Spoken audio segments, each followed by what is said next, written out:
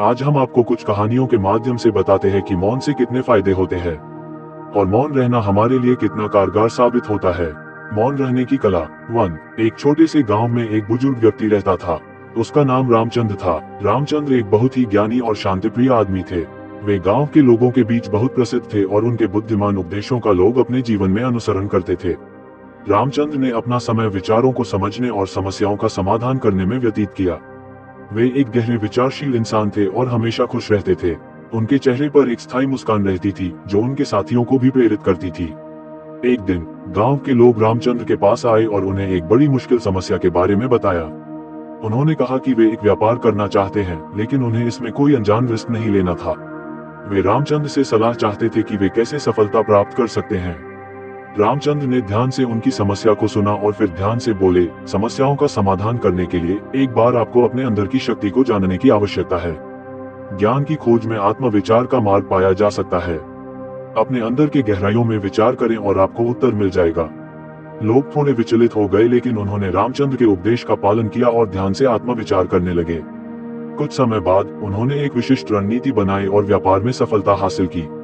उन्होंने रामचंद्र को धन्यवाद दिया और उनके समय और ज्ञान के महत्व को समझ गए।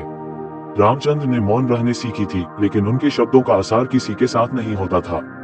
उनकी एक मुस्कान और एक दयालु दृष्टिकोण से वे लोगों के दिलों में रहते थे।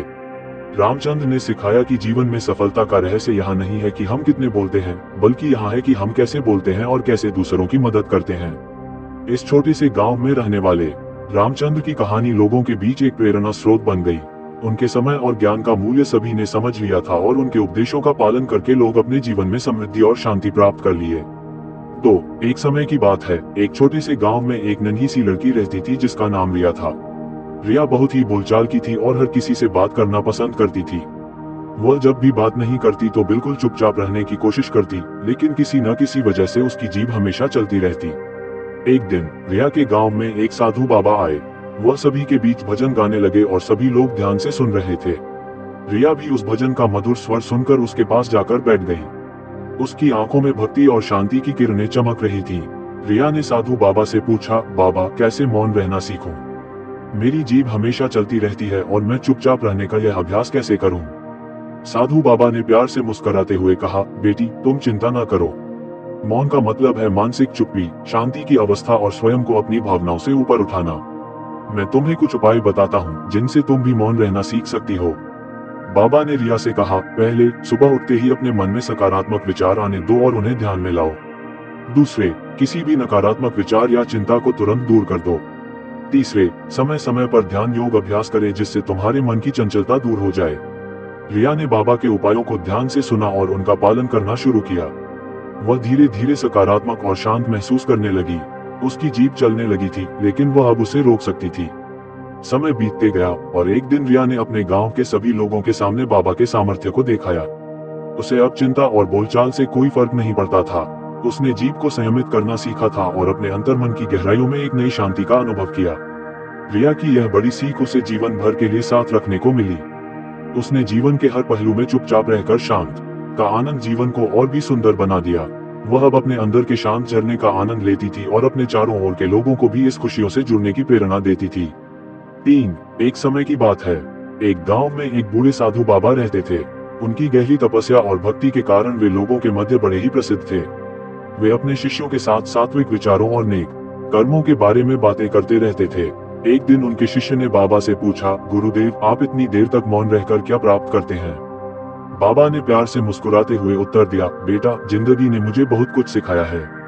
मौन रहना मेरे जीवन का एक महत्वपूर्ण अंग बन गया है। जब हम मौन रहते हैं, हम अपने अंदर के शोर को सुन पाते हैं और समझ पाते हैं कि हमें असली ज्ञान और अनंत शक्ति कितने पास मिलती है। शिष्य ने आश्चर्यचकित होकर पूछा, लेकिन गुरुदेव, आप इतनी बड़ी कहानी कैसे लिख सकते हैं जबकि आप मौन रहते हैं? बाबा ने मुस्कुराते हुए उत्तर दिया, मेरे बेटे, कहानी तो एक पल के अंदर उभर आती है। मौन रहना मेरे लिए उस पल का अंतरंग अनुभव करने का तरीका है जिसके माध्यम से मैं अपने अंदर की कल्पनाओं और भावनाओं को जीवंत करता हूँ। शिष्य ने बाबा के जवाब में अभिवादन किया और सोचने लगा। बाबा के ये शब्द उसके मन को प्रफुल्लित कर रहे थे।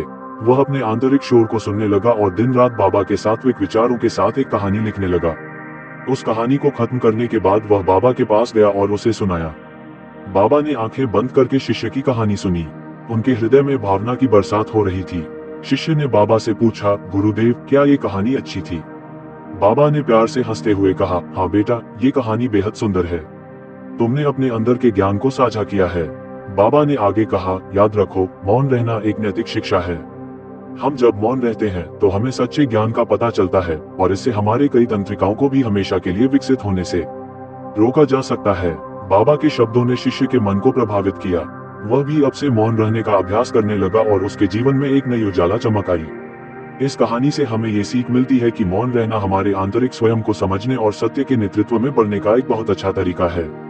मौन रहना हमें अपने अंदर छिपी भावनाओं, शक्तियों और समस्याओं को समझने और समाधान करने में मदद करता है। 4. वे एक छोटे से गांव में रहते थे जहां भगवान के मंदिर के पास एक बड़ा वृक्ष था। इस वृक्ष के नीचे एक गुरुकुल भी था जिसमें बच्चे सीखने आते थे। इस गुरुकुल का गुरु एक बुजुर्ग महात्मा था जिन्होंने अपने जीवन में बहुत कुछ सीखा था और उन्हें बहुत समय हो गया था जब उन्हें सब कुछ छोड़कर अनुभवों के साथ समय बिताने का इच्छा होता था। एक दिन एक बहुत बड़ी संख्या में लोग गुरुकुल में इकट्ठे हुए और गुरुजी से प्रेरित होकर उनसे कहा, आपके चरणों में बैठकर हम सबको कुछ आपसे सीखना है। हमारे जीवन में बहुत समस्याएं हैं और हम उनसे निपटने के लिए कुछ नया तरीका जानना चाहते हैं। गुरुकुल के अंदर एक छोटे से लड़के ने हंसते हुए उठकर कहा, आप मौन रहना सीखें। मौन का मतलब है चुप रहना। सभी लोग हैरान थे क्योंकि लड़का बहुत छोटा था और सभी लोग सोच रहे थे कि यह कैसे हो सकता है कि इस छोटे से बच्चे को हमें शिक्षक बताना पड़े। लेकिन गुरुजी ने अपने हाथ उठाकर छोटे से लड़के को आशीर्वाद दिया और एक अद्भुत कहानी सुनाई। कहानी बताने के बाद गुरुजी ने समझाया कि मौन रखने की कला किसी छोटे से बच्चे को नहीं सिखाई जा सकती है। इसके लिए विशेष ज्ञान और समय की आवश्यकता होती है। उन्होंने इस विषय में अधिक जानकारी देने का भी वादा किया और सभी लोग उस विशेष ज्ञान का भंडार देखने के लिए उत्सुक हो गए।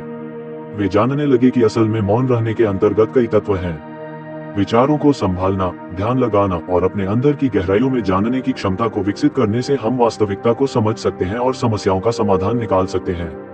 मौन रहने की कला हमें शांति और आनंद की प्राप्ति का मार्ग दिखाती है। उस दिन से वे छोटे से बच्चे ने खुद को एक सच्चे गुरु के रूप में प्रदर्शित किया और उसे सभी लोग सम्मान से देखते थे। वह बच्चा गुरुकुल में एक अद्भुत गुरु बन गया और लोग उससे ज्ञान प्राप्त करने के लिए दूर दूर से आने लगे। इस कहानी से सीख मिलता है कि हमें ज्ञान की तलाश में बाहर नहीं निकलना चाहिए, बल्कि अपने अंदर की गहराइयों को खोजना चाहिए। ज्ञान हमें सच्ची समझ और समाधान की दिशा में मार्गदर्शन करता है। इसलिए हमें समय समय पर मौन रहकर ध्यान लगाने की सीख मिली जिससे हम अपने अंतरंग ज्ञान को प्राप्त कर सकते हैं।